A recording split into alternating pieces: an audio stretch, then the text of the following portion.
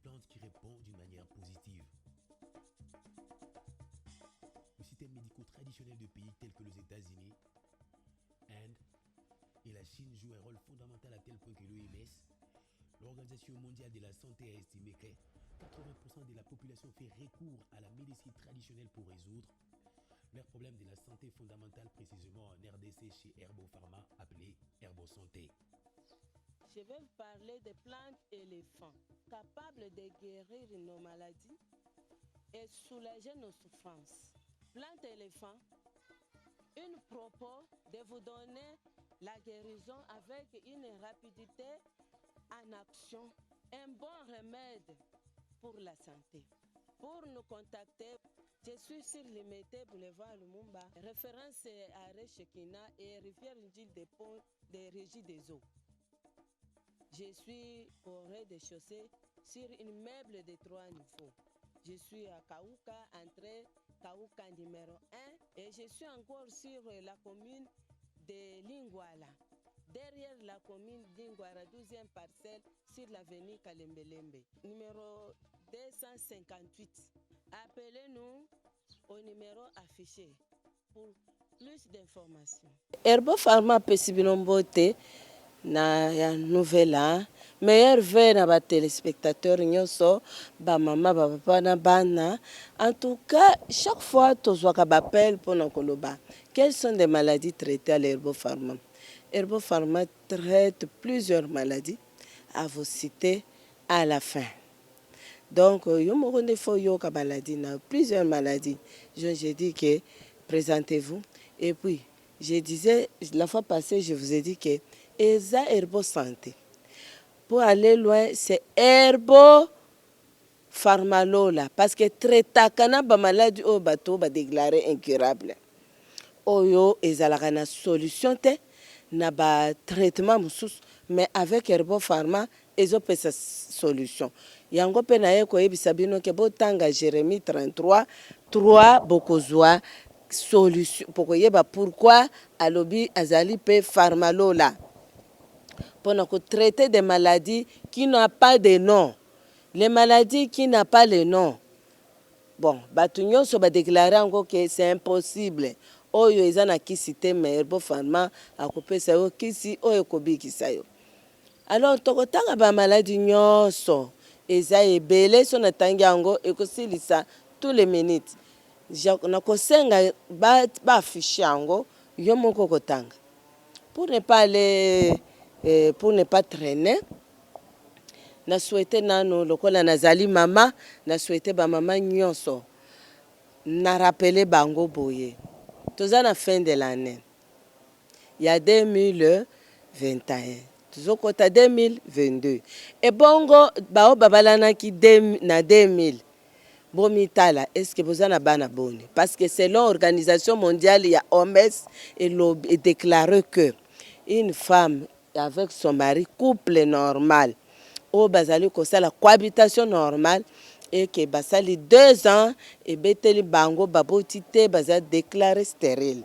C'est que 2000 na 2002, bozana bana boni. Ce que ozana bana te maman, c'est nazo rappeler yo que ezali que tu es déjà béni, mais tu dois avoir des petits blocages qui peuvent vous amener à la stérilité pour rien. Parce que l'anda kanga été. L'anda ngana pour le moment. Okozala na mutu nande konayo, ou bien yo moko ekoko sungayo. Herbopharma a pesibino d'abord bonne chance yamabota. Ça c'est un. Tozo kota na détail pourquoi ba mususu bazo boa kabana. Tolanda kango na merveille télévision o baba ki bana boye baba ki bana boye parce que ba mama wana bazana babalite azuze mi mabalite abaye mwana abwaki mwana bazana na ba raison na bango oza fondé te. Voilà. Et puis na moni ba mama mususu année passée balobi te yenga na koki kozwa zemite tandis que nga na bali te na kozela mobali wana mobali ayeno kite maman sali 38 ans sans mariage ni mwana. Or la fécondité d'une femme c'est à partir des premières règles. jusqu'à 45 ans, vous êtes fécond et vous êtes béni. Multipliez-vous et soyez bénis, soyez féconds. Mwasi nyonso abota mabota ndenge alingi nalingaka bana basi bazala 3 mibali 3 setu na kangi nalingaka 2 mibali 2 basi. Tout ça ce sont des besoins ya mutu na mutu.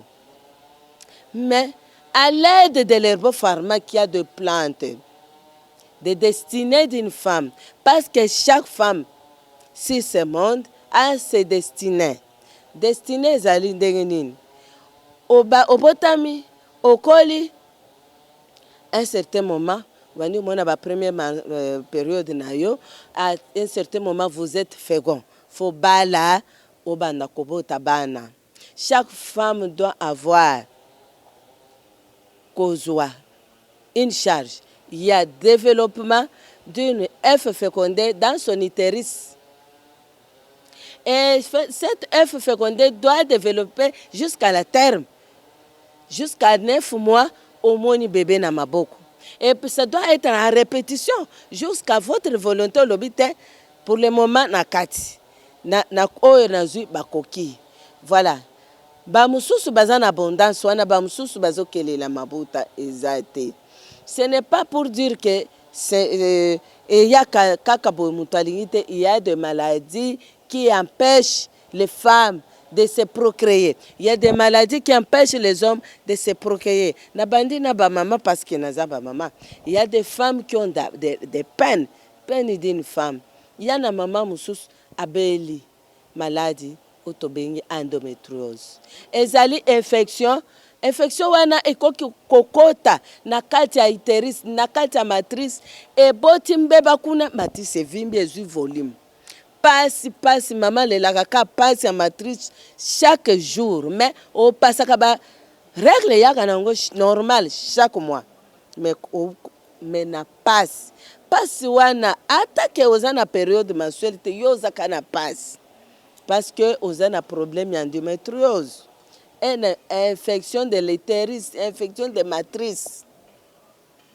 Passe ti bana te kobota te parce que si la kate ozui bakisa ndenge na ndenge parce wana si la kate ba pesio ba mususu ba se faire opérer mais parce wana continuellement ezonga kate kobota te. Eza na traitement rein végétal oyo kosunga mama ndenge wana alongwa na pasi wana pe mona mabota parce que mabota ezali na période nango na pasi ya biso ba mama ba mususu bazo bwaka bana kasi tala ba mususu ye akoti brusquement na aménorrhée omoni kaka komona ya ba règle mensuelle e yaka lisusu te uzana jeune femme obanda kozela mobali azoya te okoti manopause te mais oboti myome de l'utérus, myome de fibrome de utérin eboti ebandi kobota bana esika bana basalamaka myome avandi wana nyoma bandi pe kobota bana babotami 3 4 5 noyaux 4 noyaux 10 noyaux ezopotama na libumu nayo.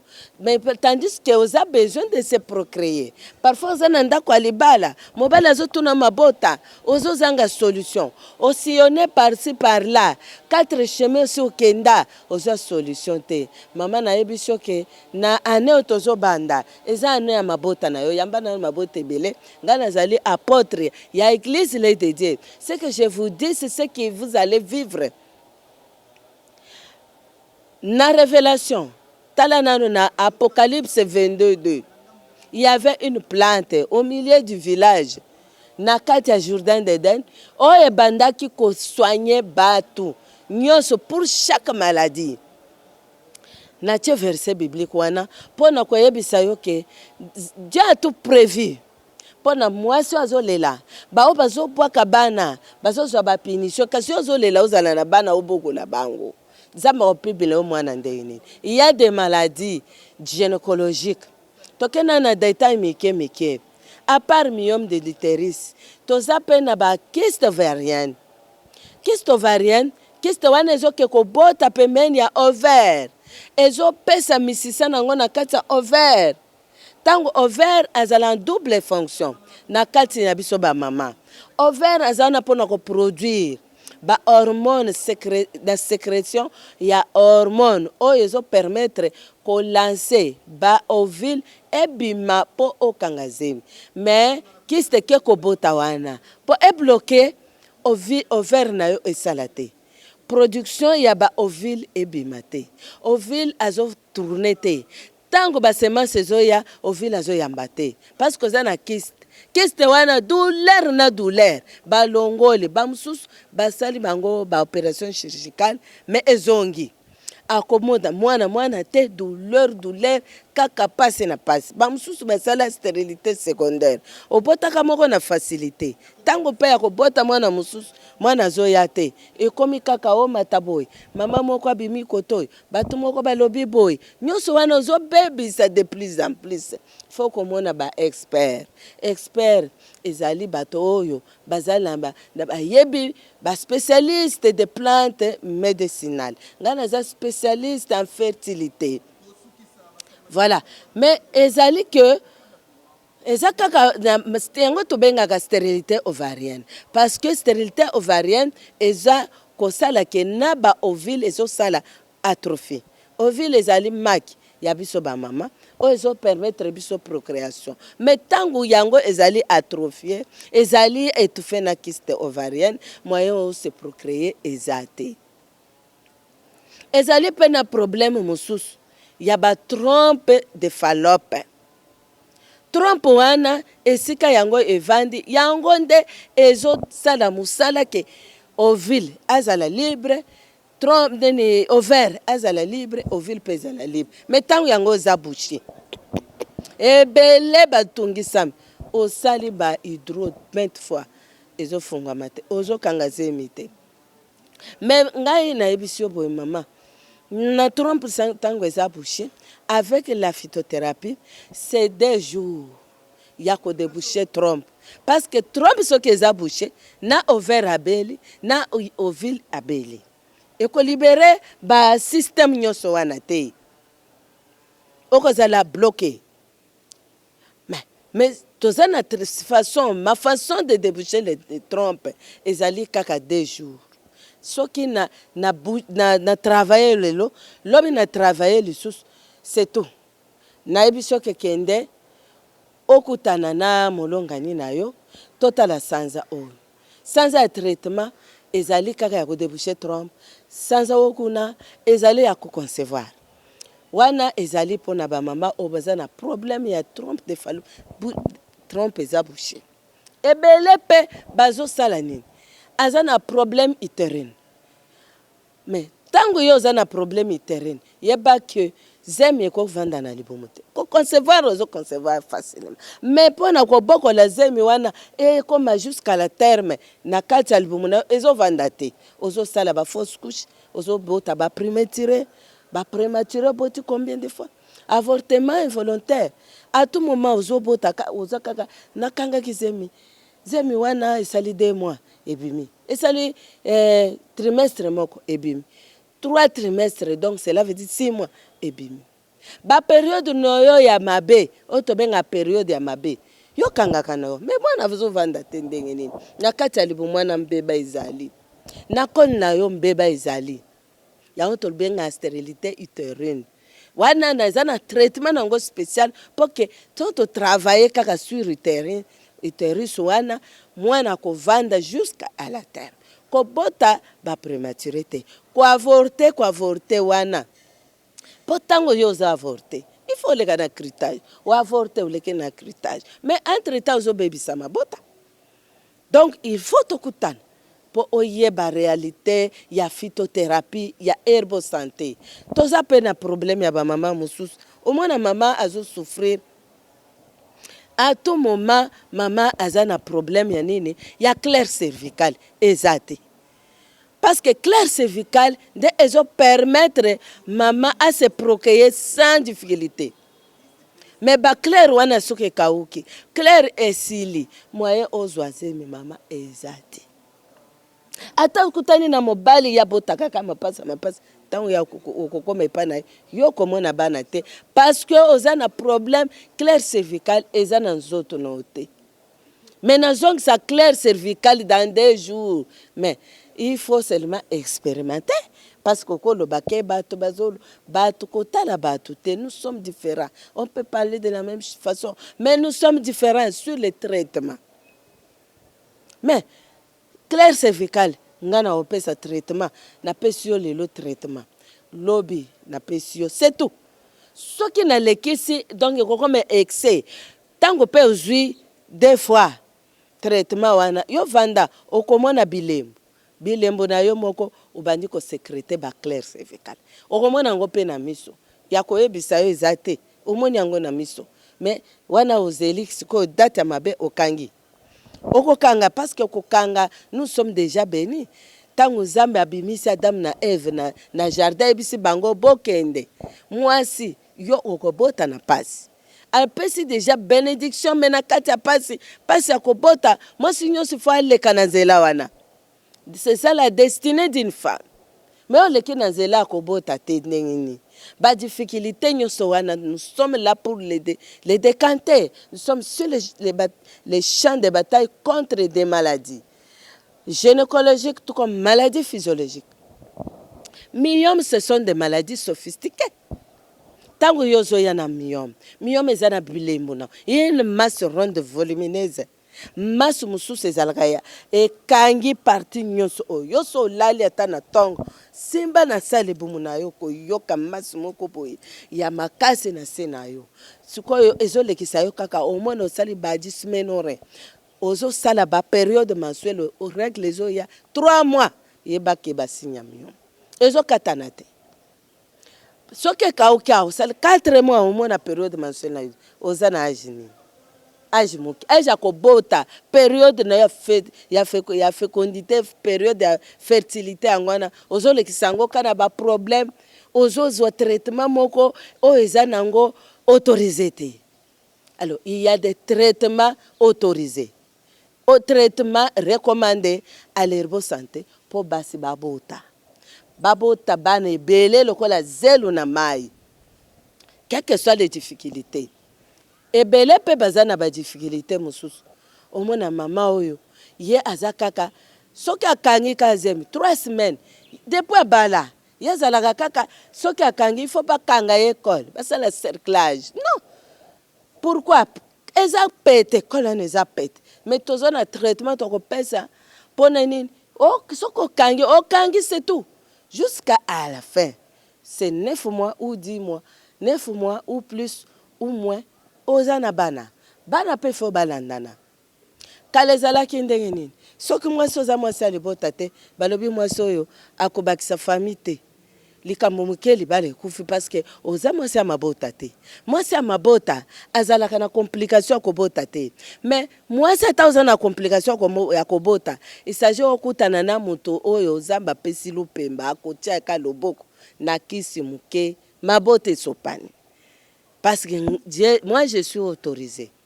Soki lupemba ezalinde les vraies révélations ya ba plante mwasi azui akangize. Oyebi mo histoire muke. Mwasi moko azalaka amata kita. Amone herbo pharma okuna bazalaka cher. Mais baswanyaka très bien. Un bon témoignage. Baswanyaka très bien. Mais lokola ngana na mbongo te na okende te.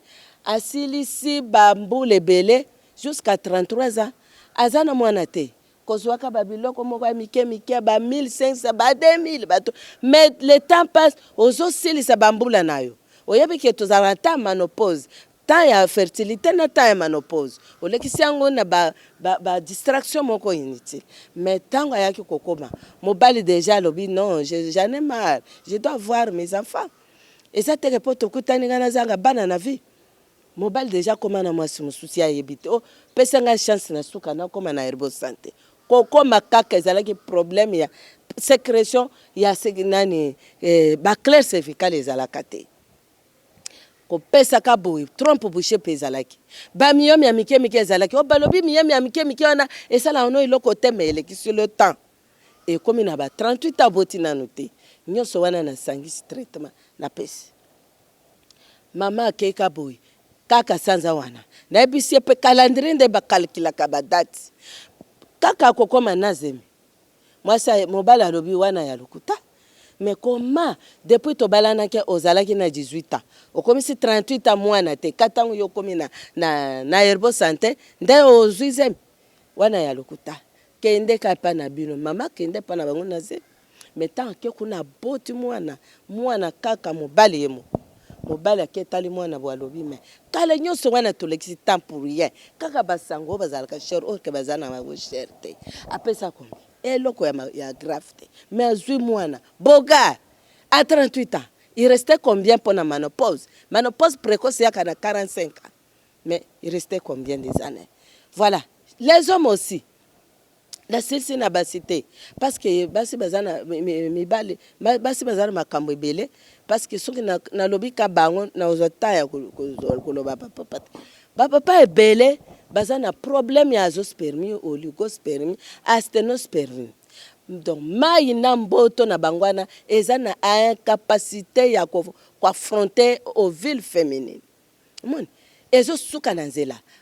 mboto wana ba mai wana ezalaka na kona mbisi na mai soki mbisi eza na liziba mai wana muke mai koti ba poto moyi muke mai kauki mbisi nyonso ekufi ndo moni papa azalaka abali oyo ya esimbite o abotaka take yo asimbite basi bake kobota ake kokuta na mbali mso aboti parce que mai mobali wana eza malamu yango nazo isaba papa soki oza na problème ya oligospermie asténospermie toza na traitement oyo toza nango kombo nango hostel une plante autorisée oyo ezobakisa quantité ya spermatozoïde na sperme mpo na nini epesa yo procréation dans ce monde parce que soki oboti bana eleki kozala na mbongo ekozi koleka makambo nyonso parce que ezali avenir na yo ezali ntango yo okozala te ba histoire na yo kotikala na mabota oyo oza nango me biloko ya mokili esilaka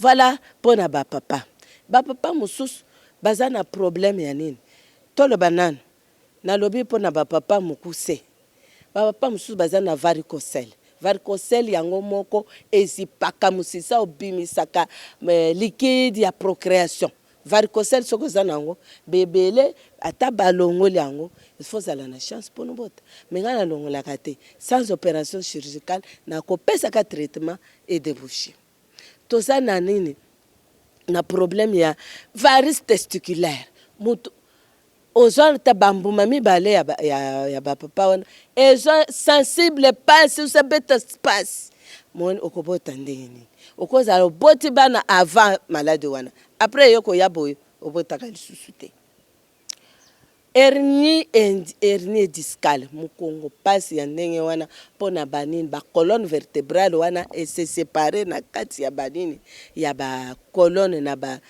articulation wana esalimo ba fissure ya mike wana ezali mukongo pasi ya bapapa kozanga sikoyo kopesa problème na ndako hernie normale il y a hernie diaphragmatique hernie de la paroi abdominale hernie inguinale ba hernie na façon na yango nyonso eza na traitement nango spécialisé ezo sila ta eza ya kovimba ndenge nini non c'est ça bana mike pe baza na hernie eza na traitement spécial pour na bana hernie ata eza ombilical basi pe bazalaka nango toke pe na problème ya ba naza rapide parce que je n'ai pas le temps mais makambo kolobeza ebele toza pe na traitement oyo etali kaka bapapa prostate ya na prostate na prostatite bapapa village okokozwa prostate mais ya na prostate bazwaka vie des infections mal soigné okokozwa ngo mais explication nango sima mais oya bapapa wana adénome de la prostate ou bien donc omoni conflement kystique ya prostate et kokozwa volume ba mususu ekomaka ba 250 300 wana ekobloke me masuba mais soki eza na ebandeli okomona kaka tango oke kosuba ezosala ba okomi kosuba ba goutte masuba ozokoka difficulté de vider les vessies vider les vessies bien te donc eza prostate. Donc prostate eza un traitement spécial bato bakufa sur prostate parce qu'on a des produits sûrs bien contrôlés pour les prostates et si la non calmée bino bolinga kaka soki ko grave nde oye mais soki oki kaka difficulté d'uriner yo za mobile e bandaka na faiblesse sexuelle omoni kaka komi faible na ndako yeba ke o se contrôler e koko zala hémorroïde ou bien koko zala faiblesse nani makambo prostate bandi tala na âge parce que soki za prostatite ya bana ba jeune vu qu'il se prostitue beaucoup là il a ramassé beaucoup des infections là ce sont des prostatites. Quand vous urinez là, vous voyez même accompagné du sang. Tant aux autres tindika masuba ko tindika na makasi. Ekoki ko o suba ozo izo ya yango sans pression. Et puis ils ont la couleur ya mabe. Wana eza prostatite. Wana nayebi ke makambo mabota so tolandi bolandanga na butu na merveille télévision. Na ba 0h. À 0h30, en tout cas, beaucoup na koloba à tête posée. Mais nous avons touché quelques. Les hémorroïdes. Les hémorroïdes, une pathologie courante chez les femmes, chez les hommes et chez les petits-enfants. Une varice de veines située au niveau de la voie basse qui se relie avec des rectums. Avec des symptômes. Une maladie, maladie courant et sophistiqué, une maladie symptomatique. Voilà. Okoyoka d'abord, douleur bavante, douleur lombaire aiguë, douleur lombaire insupportable. Hémorroïde interne, hémorroïde externe. Il y a deux sortes, mais parmi les deux sortes-là, l'interne est le même. À ses effets secondaires, des renvois, des bourdonnements du ventre, constipation, selles dures, des gaz et de fatigue, asthénie physique, et vous avez des céphalées et vous pouvez avoir même des hypertensions dues aux hémorroïdes internes. Et puis, des lavements à tout moment, quand tu veux faire de sel dur, il faut d'abord se faire des lavements. Non, il y a un traitement spécial pour ça. Et pour terminer, non calmé. Pas de kangaous, pas de mundongo, pas de petites histoires que vous avez calmées. Quand vous calmez là, vous êtes en train de grossir l'hémorroïde. Il va grandir. Mais il faut prendre le traitement directement, sans calmant. À l'herbopharma, il vous attend avec l'hémorroïde chronique. C'est ça. Ou sinon, tu vas perdre le mariage. Parce que ça va vous donner seulement l'asthénie sexuelle. Et faiblesse sexuelle, éjaculation précoce et tu es KO. Voilà. Maintenant, là, c'est pour l'hémorroïde chez les hommes. Et ça aussi, maintenant, pour l'externe. L'externe, vous verrez au niveau de l'anus, il y a des boutons, des gonflements. Les histoires qui vous sortent. Il y a aussi l'étranglement d'hémorroïdes, des prolapsus qui sort. Le gros intestin sort quand vous voulez faire des grands besoins. Et c'est les grands intestins qui sortent, accompagnés du sang rouge vif. Même quand tu fais le sel dur là, tu peux aussi voir le sang rouge vif, avec aussi des asthénies physiques. Des faiblesses sexuelles dues aux hémorroïdes et belé basanango. Et puis, il y a aussi des faiblesses. Là, je suis un peu cool parce qu'on m'a dit que le temps est tellement jaloux. Là, c'est les hémorroïdes chroniques. Et il y a aussi les thromboses hémorroïdaires qui est à l'intérieur, qui ne se laisse pas voir avec les yeux, mais qui vous travaille à l'intérieur, qui peut vous créer les dégâts, qui peut vous rendre impuissant d'office. Ça, c'est les thromboses qui créent les hommes impuissants. Ça, c'est l'hémorroïde thrombose. Il a ce traitement. On a bengaka. Si ça tembe ya hémorroïde, attaque si la ata otambola mukele mobimba ozo solution te okozango na herbo santé. Pour la thrombose qui se cache derrière l'hémorroïde mais impuissant d'office. Bon. Toké na ba hémorroïde fissure anale qui va vous trouver des petits plaies là-dedans à l'intérieur. Vous avez toujours des complications. tu ne t'es même pas juste dans la chaise.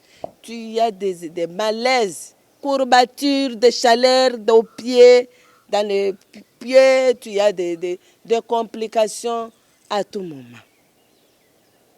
Et puis, douleur anale, châtiment anal. Tu as aussi des anorexies, ok, et renvoi, parce que tu as des hémorroïdes. Maux de tête, vertige, hypertension, hypotension. Ça complique, ça peut... Vous pouvez imaginer au malaria chronique, mais les malarias à répétition, or qu'on vous soigne très bien. C'est l'hémorroïde qui a profité là-dedans. Qu'on se voie, vous allez seulement expérimenter, vous me donnerez raison. Il y a aussi l'hémorroïde qui vous amène à ne pas faire de constipation, mais faire des petits diarrhées, donc des selles pâtées à tout moment. Selles pâtées, amaigrissement, perte de poids, parce que l'hémorroïde simple, croyez que vous avez le IVH, or que c'est encore l'hémorroïde qui est accompagné avec des infections. Les infections, il y a des infections simples, il y a des infections chroniques, il y a des infections graves, à qui on va parler encore ce soir. Et maintenant là, les infections, c'est quoi au juste? Ce sont des germes pathogènes vivant dans l'organisme, qui vit, qui respire, sexuellement transmissible, surtout le sexuellement transmissible. Mutu nyonso azalaka na ba copine, ba copain, ba camarade, banda bomwana. Et il y a des préservatifs. Maintenant, vous ne voulez pas utiliser ça. Vous courtoisez les gens comme ça. Mais c'est là où viennent des maladies sexuellement transmissibles. Les maladies donc, sexuellement transmissibles ont plusieurs noms. C'est différent. Ce n'est pas de la même façon. Il y a blénorragie, syphilis, gonocoque, bacille de coque. Il y a aussi streptocoque. Il y a virus des champignons. Il y a aussi les virus de quoi? Les syphilis vous coupent les cheveux et les barbes et vous donnent l'amaigrissement. Et puis, chaud d'épices, les bibons. Bibons, on a ce qu'on finit en gros et bimisi babse. Babse, on a bimisi sont finis en gros, bimisi to fina. Il y a aussi des infections pulmonaires. Il y a des infections cutanées. Il y a des infections, donc il y en a plusieurs sortes.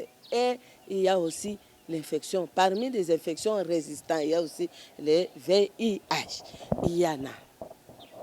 Mais toutes ces infections-là, on nous a déjà donné les méthodes pour éviter ça. Vous n'évitez pas. Comme vous n'évitez pas, toutes les infections ont ces traitements de plantes antiseptiques. Plante MTH, une plante qui a fait du rage, une plante recommandée pour les infections chroniques. Il y a aussi des femmes, des hommes qui souffrent très longtemps avec des infections et qui ne se terminent pas. Bameli baki se pisina estomac passe. Bameli baki si biandeng nandeng. Mais infection si la raté. Baomo balobite, est-ce que infection si la raté? Qui si ni on a mélité? Infection si la infection silité. Et comme déjà na une capacité mokoboye très inférieure. Mais tant que les hommes la bakis très inférieure. Ango to sale la bino plante MTH. Pour bon infection quel que soit niveau, quel que soit combo.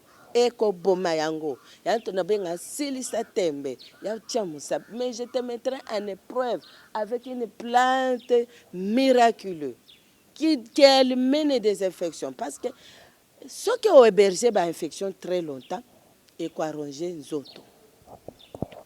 Nzoto est banda koliama. Parce que tolobi sont des germes pathogènes vivants. Azo vivre na katia makila. Infection mususi s'éparpille quand nzoto mobile. Infection mususi localisée seulement na sika yozolaki. Mais on les a localisés wana. Et on parti wana. Et les hormones, ce que ça mobile, aller mabuta, ce que ça moisi, akangi ba trompe, akangi babu, ya salibo, azo déranger, tala na ba cuisse, ba bouton, ba pu, ba nini. Donc, ozo mona, ba plaidi au cratage, nzoto mobimba mukusa baloto. Et ça ba microbe. Parmi ba kombo ngana tangi. mais omela bakis wana esimbaka nango kaka te. Mais il y a une plante révélée de l'herbopharma, une plante qui n'échoue plus les noms des infections, quelle que soit une infection. Ata et comment de ozo yoka mkusa nzoto mobimba ozana banini ozana ba mycose na nzoto ekomi komonana ozana ba mapalata osimbaka bana yo mukolo ozana ngo bana pe nyonso contaminer bango ba mapalata. Ce sont des infections, ce sont des microbes. Et comme il subisa yo lokola diabétique tout moment ozo lemba infection pesio mu Congo passe infection pesio faiblesse nanda infection ebomeli bino donc bozali susu na appétit ya kolia ezate tous les deux côtés infection ebomaka omona mutu azo perdre poids malili na poko nyonso nzoto ezo sila de soki kaka oke soki mama aza mama ozo mona ke azo kuleba ba ekulema de perte blanche ba lokore ezobima mama avec les odeurs nauséabondes zote ekomi kosila ozolia bien mais zote ezovanda te à tout moment tu te plains parce que infection ekomi makasi pe omelisi yango na nzoto infection wana eluki nini ebomi nzoto ebomi na anticorps ya nzoto na soko bomisi anticorps ya nzoto yebake maladie nyonso kotondela yo. Il y a les infections chroniques regroupent toutes les maladies de l'enfance. Tango yozalaki mwana muke ozana maladie obanda kobela ba parents bazoswanya yango ezosila yo moko miyebi te mais tango okomi Katerina Marcelina nani kate ba kombo nyonso ya basi yo leka wana bakomi nyonso ya mibali yo leka wana yeba ba infection na ekoya kobendelo na maladie obela bomwana oyo yeba te jango il regroupe toutes les maladies pour na attaquer santé na attaquer na anticorps no tango ezo attaquer anticorps no c'est tout maladie nyonso na ya musika mutu aleki na kosukosu yo zango mutu abeli fièvre kuna yo pe za fièvre otete tongo komi nzoto ya maladie maladie tondeli yo na yo moko mutu pasi ngamoko mkongo pasi ngamoko diarrhée ngamoko constipation ngamoko mikolo pa makolo pasi nini donc infection etungisi yo mingi ebomeli yo nzoto esisi nzoto mosusu akozalaka en bonne santé omoni en bonne santé kitoko mais infection tondi eza localisé kaka na ba ventre ye moko azotambola asimbi se ya libumu donc azosuba na pasi soki ake kosuba aleli kuna masuba esuya makasi lokola batie pilipili masuba ezoswa lokola mutu azo ba pota ezali tango masuba ezaka na mungwa ebongo tango ozobimisa masuba na sangani na ba pota oya ba infection oyebi ke pasi kuna na masuba mwasi na mobali bazo souffrir mais ozwi pe mingi bakisi wana pression na maladie d'estomac mais microbe esilite ama papa na yebisi oke tango ya olande monsieur yo oza mutu chansard po il y a une plante antiseptique plante naturelle plante de phytothérapeute madame Laurence plante de l'herbopharma esilisa temba ma microbe ya ndenge wana pe okozwa soki okozwa ngo na bato na yo okozwa ngo na mwasi na yo okozwa ngo na mobali na yo pe esili adieu infection tokokutanaka jamais wana pe kozala prudent eza ba mususu ka aye o te ya oboye esuki na meli mingi ngamo na sombaka na ndenge na ngai esimbite na kepa boye esimbite yambalo na mela nanu kiswana amele sili azongeli bato naye aye lisusu amele sili azongeli mususu aye sili azongeli mususu esala msala malamu zwaka bato nyonso yo lingaka bolanda traitement pe bokomana fidélité. L'infidélité, c'est pour les mariés. Quand un mari ne sait pas qu'il est marié, azo mona mwasi nyonso aza mwasi, c'est que mutu wana aza infidèle. Akozala na microbe ebele ya basi nyonso aza nango. Mwasi pe ayebiki abali te. Mobali nyonso fo alingai. Oyebake mobali wana mwasi wana aza infidèle. Mais pour vous les célibataires, bana kini balinga bisi. Mais bisengo wana zali protéger. ozokoka se protéger te mbala suka me zwa traitement oya plante antiseptique, tu ne seras jamais déçu.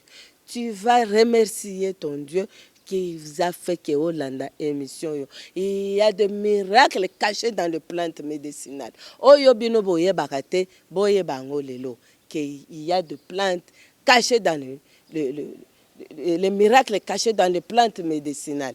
Na pesi bino ya basi oyo tochu koloba basi bazo balate nazongeli mukepo na tanga ba maladi nyoso oyo to soanyaka. Moi si muswatu ninga lobi me nga na sali fidélité na lingi na kozwa microbe te na zeli ti mobala ya bala ngai mibale bazo yaka batu ba aventurer mibale bazo yaka ya guna ngai te tina ko beta 38 ans na balite na sutuka boli bomwe kombi libanga aye boye na sala examen boye fibrome uterine. Oh alobi zambe ngamutu na boye ko sala ekobo na boy ko bimena mibali babalinga te ndenge nini na kozwa sumiyom miyom profitaka moi so botite soko meli trop obotite okozwango mais sikoyo basi musu batoni bongo biso tokanga to bala to kabo mobala yete na sandenge nini ozana bututu Jérémie 33 ezana kisi moko na benga Jérémie 33 soko au saleli yango. Donc Dieu vous donne tout ce que vous voulez. Si vous voulez le mariage, vous verrez le mariage. Si vous voulez les enfants, vous verrez les enfants. Alors farma ici on a lobby ezari farma lola nyoso nga na lobby okotango wana pona ba mama même mibali olobenga na mbongo te nako bala ndenge nini yo wana 50 60 ozozwa ka ba microbe ya koto okenda ngo koto yo moko finalement evandisio na se okomi na prostatite yo moko komi kosuba lokola diabète zate ozangi makasi andako okobala ndenge nini siko komi kokima basi siko okobala ndenge nini parce que infection pe e comme ça ka mibali bakoma faible siko na âge na faiblesse na nobalité. Voilà que Okenzela Mabe Herba Pharma vous invite pour vivre et expérimenter le miracle caché dans les plantes médicinales. Voilà que nous traitons plusieurs maladies. Ce qui n'a lobby na bandaka ko expliquer moi comment je n'ai pas le temps est tellement limité. Nako ko tanga ba maladie oyo biso to soignaka. Avant na tanga ba maladie oyo biso to soignaka, bien aimé na pesi bino adresse na ngai. Nazali na limité salon au quartier des bonhommes na ebale ya maya njili. Oye katisi masina na limité na des bonhommes. Les kama crevette okoma na des bonhommes ebale ya maya njili. Wana okomona ngai wana. Soko uti na ville okomona à gauche immeuble moko ya 3 niveaux nga na za na rez-de-chaussée. Soko uti na chango, uti na masina, uti na kinkoli. Yaka okatisaka ebale ya mayanjili à droite okomona ngai 3e parcelle après mayanjili. Nazali wana na Brazzaville nazali na Ribomi Taba numéro 29 na marché Mongali. Kuna na Angola na pesi bino mbote pesi docteur bienvenu mbote na mama tete mbote Zulia na pesi mbote na bana nazali na Palanga na Ri 1 numéro ezali affiché boko benga Lubumbashi par place Zebeli Victoire entrée Kauka numéro 1. Menga moko na vanda kaka na limité salon au quartier des bonhommes parce que ezali sika na zawa na banda 2004 depuis na uta province na 2004 mais rapidité vous c'est rapidité parce que bo melate ba stock uti kokota ebele ba stock ya ba malade onga na lingi na tangela bino yango na tangela bino ba malade yango. Bien aimé, tobandi na kosunga basi babota, mi kosunga mibali babota, hémorroïdes, ezana esikate. Fini l'hémorroïde parce que fini les récréations d'hémorroïdes parce que Herbo Santé a permis le bino kisomoko hémorragie oral et purge. Ce qu'on met les liens et c'est tout. Obete la batuma solo.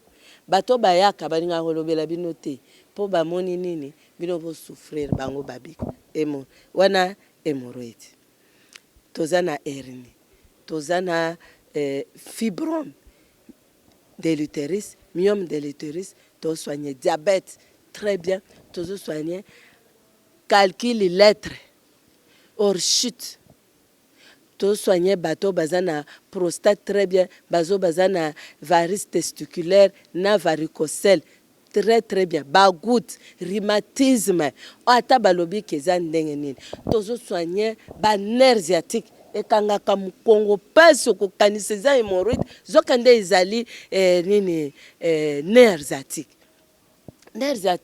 en tout cas ezali maladi oyo ezotungisa bapapa ebele na bamama ebele moni moto avandi boye makolo komi maboko ezolenga tozosoigne bamama ou bapapa baza na pasi ya makolo ata evimbi douleur des membres inférieurs ata makolo evimbi bagenou evimbi douleur osseuse totraite yango très bien tozotraite bana ss sans concurrent baebele oyo bayaka na bana balingaka koloba te bazala su ba sst ss sila meka na ntia mosapi lokola Thomas lokola Thomas bato oyo baza na bana bazofaire souffrir bana na hémorroïde so boto mwana mobali na hernie ozomona babourse ya mwana oyo molai oyo mokuse yango wana nazoloba malheureusement atungisi yo te bana mibali omona bamosusu bakangamaka azokangama okanisi malaria azokana hernie esali nini mbuma moko ekoti na kati mwana apike crise yoke faire soigner kaka te mwana akangami malaria zokanda hernie wana ebendi mbuma bourse moko na kati na ebele bao basalaka bourse ezomata na kati soki moko esukaka na kati kuna kobota te donc il faut que mwana azofaire souffrir na hernie mwana abele hernie yaka faire azwa traitement mbala moko po eya kokomplike ye te tozosoigne mpe arthrose eza maladi oyo ezokanga mikuwa oyebi yango bon à part ça toza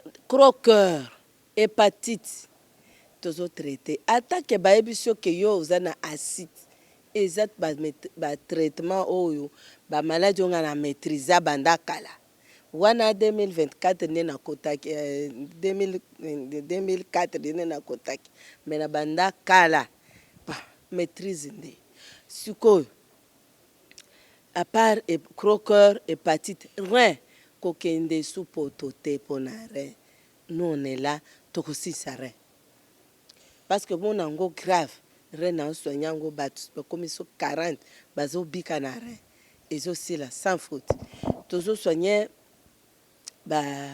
banini bana mikie mpe le mosusu bolobaka kaka mama soignaka mikolo nono oyo asoignaka nono tozosoigne mpe bana mikie bana oyo bazose fracture ata yo mokolo nasoignaka yango traditionnellement bana mosusu omona boti mwana boye mwana vanda aka esika moko aza actif te traitement na bango ezali bana mosusu bazobotama na menazite azoya monene tala motu makolo ezoya moke toza na traitement na bana mike bana mosusu bazobotama na baanomalie ebele oyo bayibi mwana motu ce n'est rien nous on a les traitements totraite bamaladi ebele bon lokola bozoyoka bazoyebisa ngai na kata mais bamaladi mosusu etikali ebele ya kotanga mais prochainement tokotanga yango carie denteur miso vision ezodiminue ozolala pongi po anini ozomona te ya kozwa traitement cataracte kodiminue ya nini tension ya miso glaucome bamakambo wana tozotraite sinusite koloba te eza sinusite na polype nasale eza différent eza na oyo ekausaka zolo mona miyoyo te na oyo ezalaka ere nyonso ozobimisa miyoyo lokola mwana moke motu pasi ozoyoka chaleur wana eza sinusite na oyo traitant ezo problème nde ya kosilisa la différence entre herbopharma na bato mosusu ezali nde qualité supérieure j'ai été publié comme les meilleurs centres d'Afrique batraitement nango ya ngai ezwaka baaméricain baparisien baasiatique basud-africain bamanien donc tous les pays Donc bayebi bien que mama wana ayebi ko garder les valeurs de la médecine congolaise. Ça c'est la médecine congolaise, médecine traditionnelle, valeur nango, cerveau pharma qui les garde. Bolobe batuana, non, nous sommes différents sur les traitements. Mais expérimentez la différence sur les traitements. Si vous êtes déçu ailleurs, vous ne serez jamais déçu à l'Ebo Pharma. Je vous attends pour vous mettre en épreuve. Merci, ciao et bye bye. Dans le monde de la médecine naturelle, il y a une plante qui répond d'une manière positive. Le système médico-traditionnel de pays tels que les États-Unis, Inde et la Chine joue un rôle fondamental à tel point que l'OMS, l'Organisation mondiale de la santé, a estimé que 80% de la population fait recours à la médecine traditionnelle pour résoudre leurs problèmes de la santé fondamentale, précisément en RDC chez Herbopharma, appelé Herbosanté. Je vais vous parler des plantes éléphants capables de guérir nos maladies et soulager nos souffrances. Plantes éléphants, une propos de vous donner la guérison avec une rapidité en action, un bon remède pour la santé. Pour nous contacter, je suis sur Limité Boulevard Lumumba, référence à Rechekina et Rivière Ndjil des Ponts des Régies des Eaux. Je suis au rez-de-chaussée sur une meuble de 3 niveaux. Je suis à Kaouka, entrée Kaouka numéro 1 et je suis encore sur la commune de Lingwala. Derrière la commune d'Ingwara, 12e parcelle sur l'avenue Kalembelembe, numéro 258. Appelez-nous au numéro affiché pour plus d'informations.